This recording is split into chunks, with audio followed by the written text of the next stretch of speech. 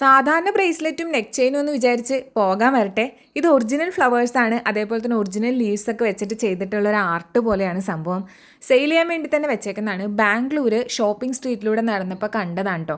നമ്മൾ ഈ റെസിനാട്ട് എന്ന് കേട്ടിട്ടില്ലേ? റെസിനാട്ട് ഉപയോഗിച്ച് എന്ത് സാധനങ്ങൾ വേണമെങ്കിൽ നമുക്ക് പ്രിസർവ് ചെയ്ത് നല്ലപോലെ സൂക്ഷിച്ച് വെക്കാൻ പറ്റും. ന്യൂബോൺ ബേബീസിൻ്റെ അമ്മമാരൊക്കെ അവരുടെ പൊക്കിൾക്കുടി അല്ലെങ്കിൽ മുലപ്പാല്, അതേപോലെ തന്നെ ഇഷ്ടപ്പെട്ടവരുടെ ഹെയറിൻ്റെ ഒരു ചെറിയ പീസ്, അതൊക്കെ ഈ റെസിനാട്ട് ഉപയോഗിച്ചിട്ട് അതിൻ്റെ ലോക്കറ്റും റിങ്ങും ഒക്കെ ആയിട്ട് ഇഷ്ടംപോലെ നമ്മൾ ഇൻസ്റ്റയിലും അല്ലെങ്കിൽ യൂട്യൂബിലൊക്കെ തന്നെ കണ്ടിട്ടുണ്ട്. അതിൻ്റെ സ്റ്റോറും അതിന് ഇപ്പോഴും ഇച്ചിരി മാർക്കറ്റിൽ നിൽക്കുന്ന ഒരു സംഭവമാണ്.